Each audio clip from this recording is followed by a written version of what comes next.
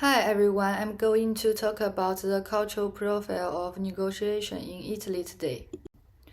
I will present it in 6 sections. Italy is located in southern Europe, and it has a rich cultural history.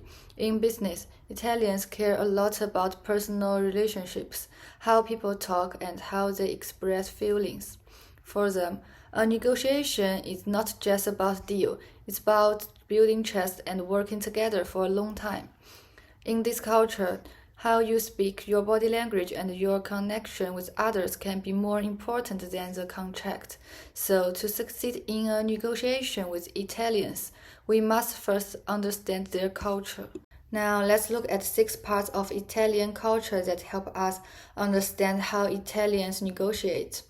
I will also use the Hofstede culture dimension theory to explain why these behaviors happen. It starts with values. In Italy, people care a lot about trust, personal relationships, and they want to feel connected before doing business. This is because Italians' culture is a bit independent, but still values personal warmth. Then there's attitude. They show a lot of emotion in their communication, and the language is direct and passionate. But they were less easygoing, suggesting that its emotional expression was controlled and purposeful. When it comes to norms, Italians pay attention to etiquette and formality, such as formal address, suitable clothing, and pointed conversation. They also has a low tolerance for uncertainty, which leads a preference for a clear, organized way of communicating, or what we call rule-based. In terms of behavior, they have very expressive in their delivery, with gesture, facial expressions, and intonations that work together naturally. This is related to the emphasis on achievement and expressive tendency in their culture, where communication is not only about stating message, but also a part of showing personal style. In communication style, Italy is a typical high context culture. They prefer to convey ideas through hints, stories, or emotions rather than saying yes or no, and they don't like uncertainty. Finally, there's decision making. Through team members are free to discuss. The real discussions are usually made by those with seniority and position. This is because they are at medium-high level of power distance, which means they recognize that discussions are made by experienced people. In Italy, negotiation is not only influenced by the national culture, but also more profoundly by the various small cultures at work. For example, a negotiator from Milan may have different preferences than a negotiator from Naples. Some are more focused on efficiency, while others may prefer a relaxed setting. In addition, different industries also influence style. In fashion industry, negotiation emphasizes creativity and feeling.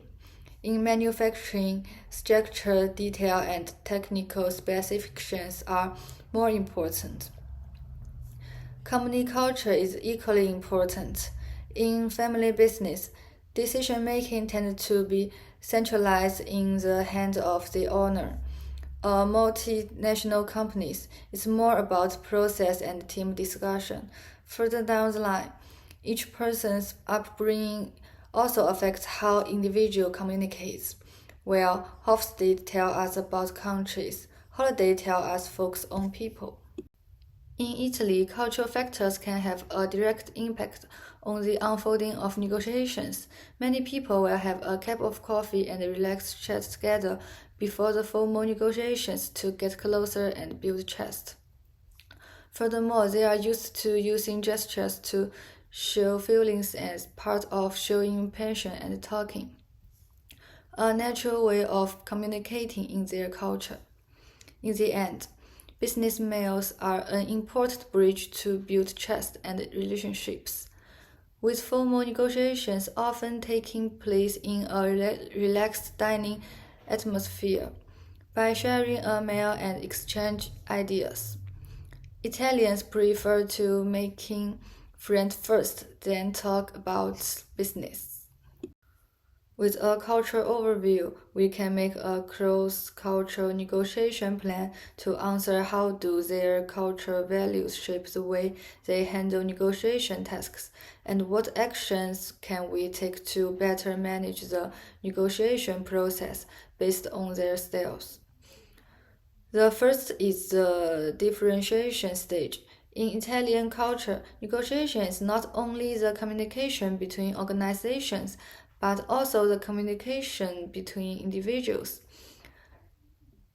Negotiators usually want to show their professional judgment, style, and position, and they tend to emphasize their value and role through clear expression. Therefore, when facing the Italian negotiators, we should recognize their professional original background in the interaction, establish identity, avoid overly formal and quiet dialogue, maintain a moderate sense of human touch and interaction, be like friends. Then, in the exploration stage, negotiations often start with getting to know each other instead of directly entering the terms or prices. Negotiators tend to establish initial trust through informal and emotional communication, such as chatting, sharing coffee, or sharing opinions. Food, football, family, or their city can all be topics of conversation. This exploration stage is not an ineffective social interaction, but also a way for them to evaluate the cooperative relationships. Therefore, we should set aside time for informal communication rather than rushing forward. Finally, the exchange phase. In Italian culture, exchange is not only the exchange of terms, but also the key stage of building trust and emotional connection. We should avoid high pressure tactics and instead focus on building trust and finding common values. Mutual benefit is the main way to get good negotiation results and an important part of successful negotiation. So, in conclusion, successful negotiation with Italians requires us to focus first on building trust and relationships. By taking the time to learn about the negotiator's background, culture, and viewpoint, you can show clearly that you care about the negotiation and the relationship, which is an important step to building trust. It's also a good idea to adjust to their flexible and relaxed speed of negotiation, and to communicate honestly in an open and emotional way.